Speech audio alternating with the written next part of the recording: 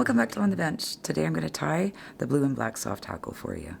The blue and black is a pattern I've been playing with for a couple of years in both rivers and lakes, in the Columbia River, in a couple of little streams, as well as some lakes. I've done really well with it over the years, over the last few years, especially if there's any kind of little black bug you can't even identify coming off, or even ants around or something like that. It's just a little attractor fly. Works really well when the water is dirty as well, because blue is really visible to fish, especially trout, in dirty water conditions and low light conditions. So make sure you have these materials handy before you tie the fly. For hook, I'm using a size 14 Partridge of Redditch grab pupa hook. Thread is 18-aught black Semperfli Nano Silk. The body is blue holographic tinsel. I'm using the Semperfli, and it's the 132nd size, 0.8 millimeter. For rib, I'm using black fine wire. This one's 0.1 millimeter by Semperfli. For the thorax, I'm using a combination of two dubbings. I'm using a black superfine dubbing. Any black superfine dubbing is good. I'm using the one from Semperfli. And I'm combining it with the Prism SLF dubbing, and this is in black prism color. And I've combined it about 60-40. The superfine 60, maybe 40%, the Prism SLF. And for the hackle, I'm using black Indian hen hackle. So to begin, I'm just going to give my Nano Silk a little coating of wax, a coating of cobbler's wax. I'm going to pull some out. And I like to start just well back at the eye, holding the thread in my other hand and putting the wraps next to each other helps to build a nice smooth base for your tinsel to lay on. I'm just going to keep going till I get around the bend. And also you want to keep the body nice and smooth for that tinsel body. Like so. And then I'm going to take my scissors and just snip off the Nano Silk. Next I'm going to bring it back up the body, just in spiral wraps, and tie in my ribbing material. So the ribbing material I'm using is the small fine black wire. You want to tie in the thing that you're going to wrap up the body last, tie that in first. So that's, in my case, I just have two materials and one of them's a wire. So I'm just going to tie it in on the, capture it on the side here. Oh, I pulled it out. That can happen. That's usually why I bend back wire. So I'm going to actually just capture it. And then what I like to do is just bend it back and go over top of it. Helps keep it in better. Especially with Nano Silk, it's slippery, so it can pull out. So you just saw. So that's a little trick for keeping your ribbing material in more secure. Now you can take your body materials. I've got the blue holographic. Honestly, you could use any color of tinsel you want. Black goes with everything. Silver is fantastic. Purple, red, black. So I'm just going to bring it down just a tiny bit more, like that. And then I'm going to bring my thread back up the body. I like to tie the tinsel in at the front. So with a very small material like this, right now I've got a cut on my thumb, so I cut the end of my thumb, so it's hard for me to do the pinching loop. And if you have trouble doing the pinching loop, you can just hold the material right onto the shank of the hook, and then bring your bobbin up nice and close to the hook, and then just bring it over like that, like so. And that'll trap it down. And sometimes that pinching loop can be difficult for some people, like myself. Times. I like to bring my thread forward, and then here I'm just going to put in a little half hitch. Keep my thread at the front. I don't have a bobbin cradle on this vise, so I'm just going to pull this over here. Now I'd like to take a little drop of super glue. I'm just using some brushable Gorilla Glue. That just helps the tinsel body stay on there a little bit better. You don't have to do that step. I'm just going to make sure I go right to the back there. And I'm just going to start wrapping my tinsel forward in touching turns. Just take your time here and build a nice body. You can use your rotating vise if you have a rotary vise. I do, but I prefer doing it the old-fashioned way. It's just the way I like it. Right to the front. I'm just going to wind my thread up. You don't have to go right to the hook eye because the hackle's going to be there. In fact, it's better if you don't. Because my thread is right at the hook eye, I'm going to bring it backwards. So it's right at my tinsel. And then just tie it off. 3 turns in front. A couple in, or in back, sorry, and a couple in front.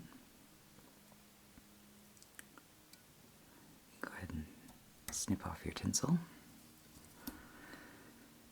And now take your ribbing material, and I'm going to counterwind it. So I wrap the tinsel going forward. I'm going to wrap the ribbing backwards, and I just think it helps it hold it more secure. And I like to do 2 to 3 wraps right at the back of the hook in behind the tinsel before I take my first turn onto the tinsel. And now I'm just going to wind my rib up in close, even turns. Probably about 5 or 6 turns for this size hook. And then tie that off.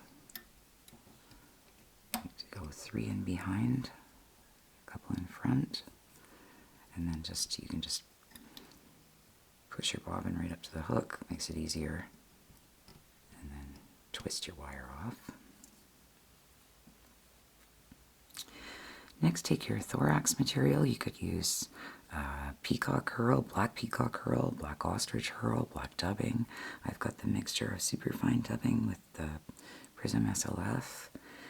It's just a lovely color. I've been using this Prism SLF for a while. It's just a beautiful blue, green, and it's got a little bit of purple in it. Color that I like. So I was just looking for my little piece of wax. Oh, there it is. So because it's nano silk, I'm just going to apply a little bit of wax to my thread. Like so. Just wind a little bit of the dubbing on there. I probably have too much, but I can always take some off.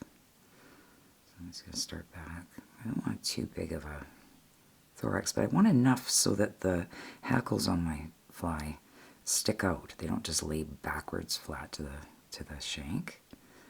I don't like how I did that, so I'm just going to go back. I went a little bit too far forward. So I'm just going to go right over top, like so. Leave myself good space here at the front for my hackle, and I'm just pulling all that extra dubbing out of the way, like so. Doesn't matter if you have a little piece that's going back, that's fine. Now you can take your hackle. So I'm using the Black Indian hen, and I'm trying to find one of the smaller hackles at the base of the cape. Just trying to pick out a nice one here. And now I'm going to take, and how I measure, I pull the feather down, the hackles down like so. And then I measure so that I can see if I put the stem right where my thread is, and I can see how far back it goes, like so. And I want to go, so that's about how far back I want it to go. So I'm going to go and take some of that and just a little bit in front of it because I want a little bit shorter. I want the shorter, the reason I'm tying the feather in this way is I want the shorter hackles. So I'm just going to grab it with my hackle pliers, the end of the feather. Whoop. These aren't the greatest hackle pliers I'm using.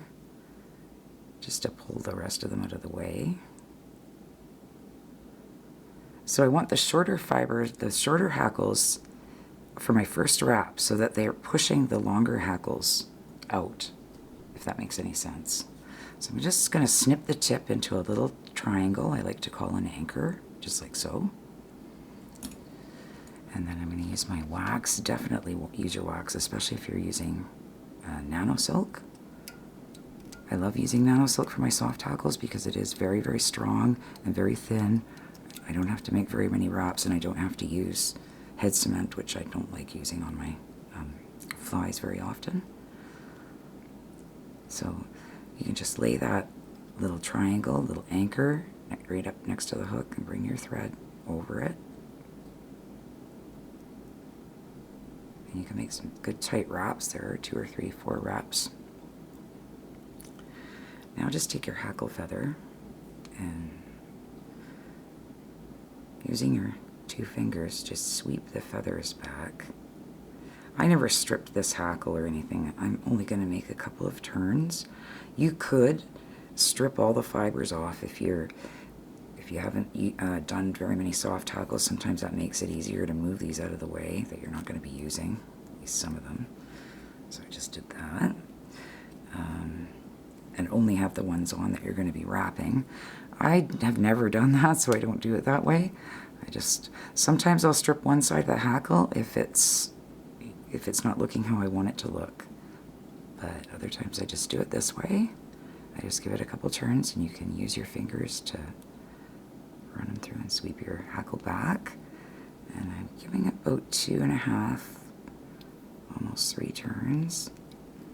And then I'm just going to gently weave my Nano Silk through there a couple of times, and then I'm going to pull the hackle backwards. As I'm doing that, I'm also pulling straight up, so I'm not going back over it. I'm going through the hackle with my thread like so. Now you want to take, and this is where it does help to have a rotary vise, so I ended with my hackle way down here underneath the fly. And I'm going to take and get my nice fine scissor points by Anadromous Fly Company. Thanks for the scissors very much. I really like these scissors for the fine points. And now you can just take your fingers and begin to pull your hackle back, and then you can make a couple of wraps like so. Clean up that head like so. And then I've got those shorter hackles in behind there holding out the longer ones in front, so when it's swimming in the water it'll look really alive. Now, I just take and whip finish. For my second turn of my second whip finish, I'm just going to apply a tiny bit more cobbler's wax. That's all I do with Nano Silk. And then if you have a downturn die, another little tip is you can turn your hook upside down or on its side, and it keeps that thread from slipping off there to do your whip finish. Like so.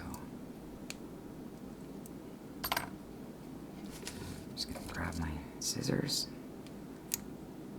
pulling my thread very, very tight, and then snip it clean.